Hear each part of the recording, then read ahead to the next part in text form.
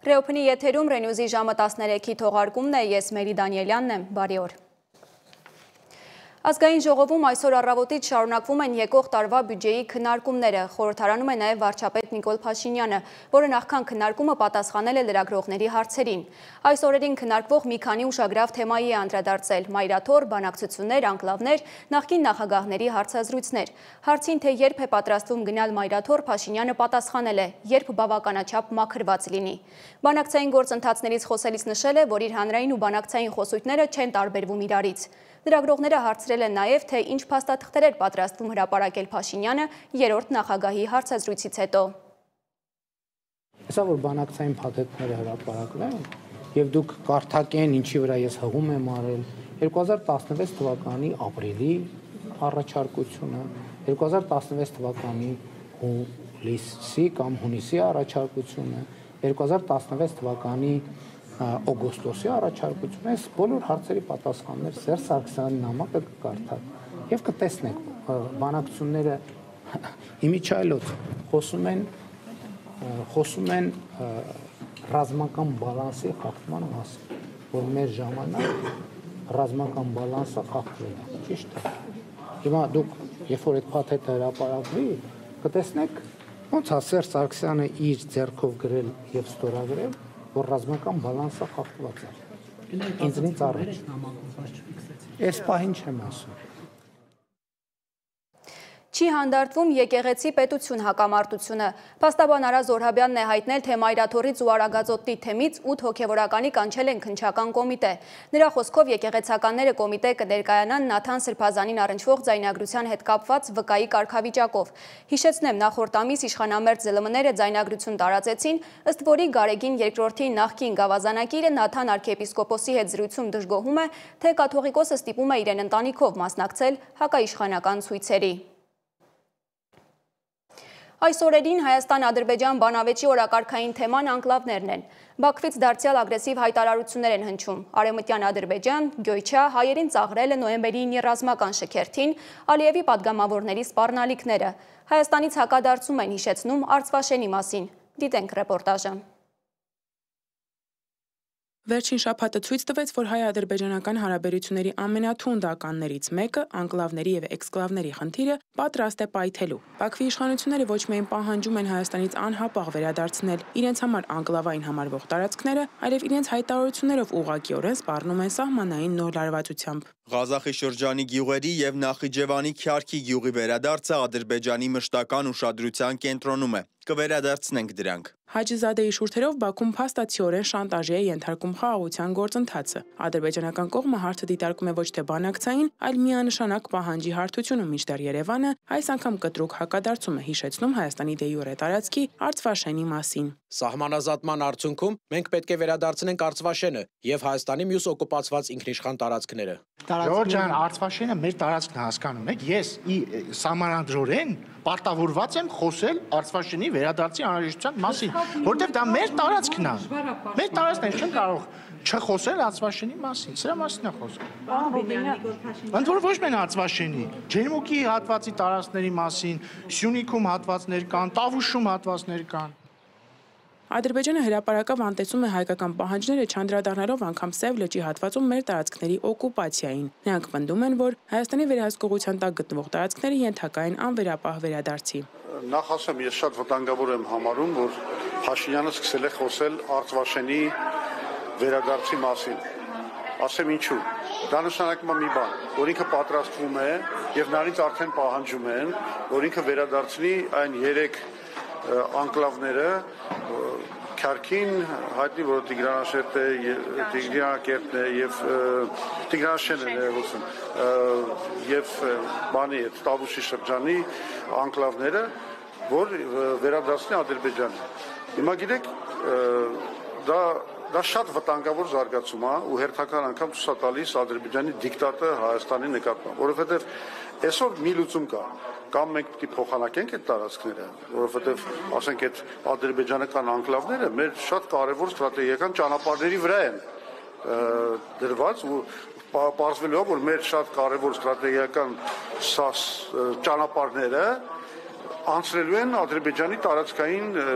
բանի տակ, վերահսկողության տակ, որը ես կարծում եմ շատ վտանգավոր բան է։ Արցախը այդ առումով ոչ մի խնդրեմ չի ներկայացնում Ադրբեջանի համար, որովհետև ինքը մի հատ sense կտրված, մի հատ կղզյակ է, որը ստրատեգիական որևէ ճանապարհ կամ խնդիր չի բարդացնում Ադրբեջանի համար։ Ադրբեջանցի փորձագետներին եւս անհանգստացնում է ինչպես է լուծվելու հարցը։ Նշում են, եթե տարածքային փոխանակում չլինի, ապա ապագայում այդ տարածքները հերթական զինված հակամարտության խթանն են դառնալու։ Մեր 4 գյուղերի եւ Հայաստանի 1 գյուղի ճակատագրի լուծման խնդիրը լուրջ հարցեր է առաջացնում։ Կարծում եմ միջազգային փորձի հիման վրա այստեղ լավագույն տարբերակը հողերի փոխանակումն է։ Հակառակ դեպքում մենք ստիպված կլինենք Բաշքենդը հանձնել Հայաստանին, ինչը նշանակում է, որ մենք ստիպված կլինենք համաձայնվել մեր երկրում հայկական անկլավի ստեղծմանը։ Ի պատասխան ադրբեջանական վերջնագրի տրամաբանության քաղաքացիական պայմանագիր խմբակցության падգամավոր Սարգիս Խանդանյանը հակադարձել է՝ միակողմանի զիջումներ լինել չեն կարող։ Սահմանազատման գործընթացը պետք է շարունակվի եւ սահմանազատման գործընթացի որևէ փուլում, ես չգիտեմ, մեջտեղում, վերջում թե որ պետք է նաեւ անդրադարձ կատարվի անկլավների հարցին։ Պետք է կնքվի Հայաստանի եւ Ադրբեջանի միջև սահմանազատման գործընթացի բոլոր արձանագրությունների հաստատումից հետո պետք է կնքվի պետական սահմանի մասին պայմանագիր Հայաստանի եւ այդ պայմանագիրը պետք է վավերացվի, պետք է տեղ ունենա սահմանագծման աշխատանքներ։ Հետո արդեն Հայաստանը եւ Ադրբեջանը որոշեն, թե ինչպես են անկլավների թեմային անդրադառնում, եթե հանկարծ որևէ սցենարով որոշվի, որ պետք է Հայաստանի եւ Ադրբեջանը տարածքներով փոխանակվեն։ Այդ հարցը Հայաստանի Հանրապետության օրենսդրության համաձայն չի կարող տեղի ունենալ առանց հանրակրվեի։ Այս խնդիրը ոչ միայն սահմանազատման, այլև իրականում իրավական պատերազմ է տարածքների շուրջ։ Երևանը պնդում է, որ սահմանազատումը պետք է կատարվի 1991 թվականի Ալմա-Աթայի հռչակագրի եւ խորհրդային Հայաստանի ու Ադրբեջանի միջև գծված իրավական սահմանների հիմքերի վրա։ Սակայն Ադրբեջանը շարունակում է իր պահանջը ներկայացնել որպես հողի վերականգնում ամբողջությամբ անտեսելով Հայաստանի դե յուրե տարածքի զավթումը։ Գառնիկ Դանիելյանն է հիշեցրել, ինչպես պետք է փոխանցեին 900 հեկտար բերքաբերից, սակայն այդպես էլ չարեցին։ Միակողմանի զիջում է արվել հայկական կողմի, ես այս օրինակը բազմիցս անգամ բերել եմ եւ մեկ անգամ եւս ուզում եմ ասել։ Ինչը վերաբերվում է Կիրանց ոսկեպար հատվածին, այն ժամանակ ասում են, այս հատվածներից մենք զիջում ենք անում, բերքաբերից 900 հեկտար ստանալու։ Անցել է բավականին երկար ժամանակ, տևական ժամանակ անցել, որևէ մի սանտիմետր, որևէ մի միլիմետր հող բերքաբերի, ուրեմն լճից այն կողմ Հայաստանի Հանրապետություն չի ստացել։ Մինչդեռ բանակցային գործընթացը դանդաղում է, անկլավների շուրջ արկա լարված հռետորաբանությունը մեծացնում է սահմանային լարվածության բռնկման ռիսկը։ Բաքվի փողոցներում կործանիչների ցուցադրմամբ Ալիևը հենց այս խնդիրն է լուծում։ Բացահայտորեն ակնարկում է ուժային լուծման մասին, փորձելով Երևանից միակողմանի զիջումներ կորզել։ Արտվաշենի տարածքը մոտ 4000 հեկտար է կամ 40 քառակուսի կիլոմետր։ 2021 թվականի մայիսի 12-ից հետո Ադրբեջանը զավթել է տարբեր հաշվարկներով եւս 215-ից 241 քառակուսի կիլոմետր։ Իսկ Հայաստանում ադրբեջանական այսպես կոչված անկլավների ընդհանուր մակերեսը մոտ 44 քառակուսի կիլոմետր է։ Դիանա Կարապետյան, Reopen Media։ Անկլավների շուրջ քննարկումները միայն քաղաքական դաշտում չեն։ Reopen Media-ն հարցախույզ է արել Երևանում։ Քաղաքացիների կարծիքները տարբեր են, սկսած խնդրի մասին տեղեկացված չլինելուց մինչև խնդրի լուծման տարատեսակ տարբերակներ։ Ինչ թվում է, որ փոխանակեն ավելի լավ կլինի, որպեսզի կռի բան չլինի։ Հա, դա որ իրանց է եղել, թող իրանց էլ մնա, ինչ որ մերն է, թող մերը մնա։ Ռասեին խառնելա թո նրանք պատասխան։ Ապա ոնց գոլեն հարմարը ղեկավարը ինքն է, ինքը դենց է կանի։ Ինքը շատ լավ ղեկավար է, ամեն ինչ ջոգում է, բոլորից է լավ, ամեն ինչ տանում է, մեր ասածը ինչ ասած։ Կներեք, այդ հարցերին չեմ պատասխանում։ Տեղից չեմ։ Ճիշտը մեր սահմանի մեջ ինչ որ կա, այն մնա մեզ։ Արտվաշեններ իրենց։ Հա։ Որտեվ եկա պրոբլեմ կլինի հետո ընդեր կնալ կալը։ Իմ կարծիքս է։ Ստեղ չեմ ապրում, ստեղից չեմ։ Իսկ անկլավներից տեղյակ եք։ Չէ, ոչ մի բանից տեղյակ չեմ։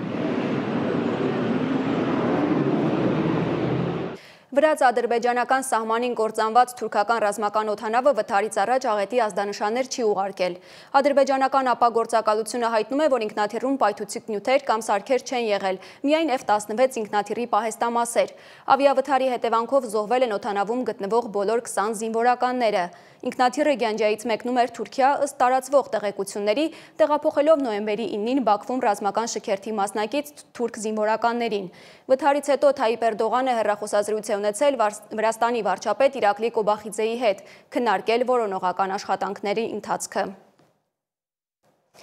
Ուկրաինայի զինված ուժերի գլխավոր հրամանատար Ալեքսանդր Սիսկին խոստովանել է, որ ռուսական զորքերը կարողացել են գրավել 3 գյուղ Զապորոժիեի շրջանում և այս պահին ծանր մարտեր են ընթանում ևս 2 գյուղերի համար։ Ուկրաինացի գեներալը նշել է, որ իրենց զորքերը հաջողությամբ հետ են մղում ռուսների հարձակումները, մասնավորապես Կուպյանսկի և Սևերսկի շրջաններում, սակայն դրությունը զգալիորեն վատթարացել է Ալեքսանդրովսկի և Գուլյայ Պոլեի ուղղություններում։ Սիրսկին նաև ասել է, որ Ուկրաինան բարձրացնում է իր հեռահար զենքերի արդյունավետությունը։ Խոսքը Նեպտուն և Ֆլամինգո հրթիռների, ինչպես նաև ռեակտիվ դրոնների մասին է։ Միջազգային լրահոսին հետևում է Դավիթ Գենջոյանը։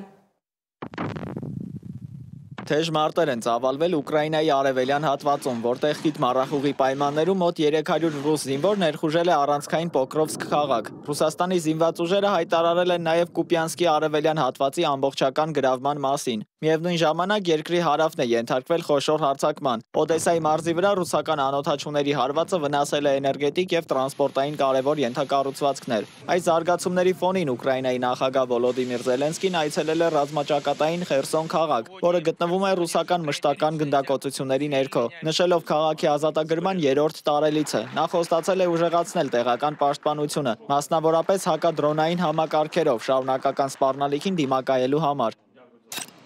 Միացյալ Նահանգների ներկայացուցիչների պալատը պատրաստվում է այսօր քվեարկել կառավարության 42-օրյա շատդաունը դադարեցնելու օրինագիծը։ Սենատն արդեն իսկ հավանություն է տվել փաստաթղթին։ Ենթադրվում է, որ օրինագծի ընդունումը մինչև հունվարի 30-ը կվերականգնի պետական ֆինանսավորումը։ Սա կթեթևացնի աշխատավարձից զրկված դաշտային աշխատողների վիճակը և կապահովի սննդի սուբսիդիաների նման կարևոր ծրագրի անխափան աշխատանքը։ Չնայած այս հանգուցալուծմանը քաղաքական վերլուծաբանները այս երկարատև դադարը որակում են երկկուսակցական ձախողում։ Թեև դեռևս վիճելի է, թե որ կողմը հանրապետականները, թե դեմոկրատները կկրի դրա համար ավելի մեծ քաղաքական պատասխանատվություն։ ԱՄՆ-ի հետ աճող լարվածության ֆոնին Վենեսուելան զգալիորեն ուժեղացնում է իր ռազմական պատրաստվածությունը, վավերացնելով ազգային պաշտպանության նոր օրենք և մեկնարկելով համապետական զորավարժություններ։ Այս քայլով նրանք նպատակ ունեն միավորել քաղաքացիական և ռազմական ուժերը։ Կարակասը պատասխանում է Միացյալ Նահանգների տնտեսական ճնշումներին և ռեժիմի փոփոխության փորձերին։ Լարվածությունը սրվել է, երբ ԱՄՆ-ն ակտիվացրել է իր ռազմական ներկայությունը Կարիբյան ծովում և հարվածներ հասցրել Վենեսուելայի ափերին մոտ գտնվող նավերին, որոնք ըստ Վաշինգտոնի ապացուցված պնդումների թմրանյութեր էին տեղափոխում։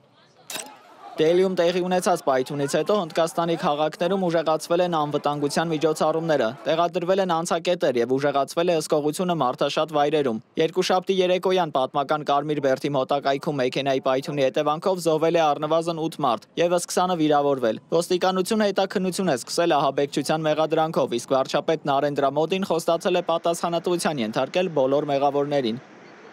Իսլամաբադի դատարանի մուտքի մոտ տեղի ունեցած մահապարտի հարձակման հետևանքով զոհվել է առնվազն 12, վիրավորվել 27 մարդ։ Ահաբեկչությունը տեղի է ունեցել երկրի հյուսիս-արևմուտքում տեղի ունեցած մեկ այլ ահաբեկչության և ռազմական դպրոցի վրա հարձակումից ընդամենը ժամեր անց, էլ ավելի սրելով տարածաշրջանային լարվածությունը։ Թեև որևէ խմբավորում դեռևս պատասխանատվություն չի ստանձնել, Պակիստանի պաշտպանության նախարարը հայտարարել է, որ երկիրը գտնվում է պատերազմական վիճակում, իսկ պաշտոնյաները հարձակման մեջ մեղադրել են Աֆղանստանում տեղակայված զինյալներին։ Կանադայում մեկնարկել է G7 երկրների արտգործնախարարների հանդիպումը, որի օրակարգում են Ուկրաինայի, Գազայի և Սուդանում տիրող ճգնաժամի հարցերը։ Հենց Սուդանում շարունակվող պատերազմն է էլ ավելի խորացնում իրավիճակը հարևան Հարավային Սուդանում, որտեղ ՄԱԿ-ի տվյալներով 2023 թվականից ի վեր տեղափոխվել է ավելի քան 1.200.000 փախստական։ ՄԱԿ-ի պաշտոնյաները զգուշացնում են, որ եթե միջազգային աջակցությունը թուլանա, Հարավային Սուդանի ծանր մարդասիրական ճգնաժամը կարող է հասնել աղետալի մակարդակի, պայմանավորված աճող բռնություններով, պարենային անապահովությամբ և զանգվածային տեղահանումներով։ Դավիթ Գենջոյան, Riopen Media։ Եվ մի արտառոց դեպքի մասին։ Երևանում ուղևորը վիճել է 50 համարի երթուղին սպասարկող ավտոբուսի վարորդի հետ։ Վերջինիս խոսքով ուղևորը հարվածել է իրեն, հայհոյել, փոխել ղեկի ուղղությունը ստեղծելով վթարային իրավիճակ։ Դեպքի փաստով ոստիկանությունը փաստաթղթեր է փոխանցել քննչական կոմիտեին։ Այժմին այսքանը, լուրերի մեր հաջորդ թողարկումը ժամը 17-ին է, կհանդիպենք։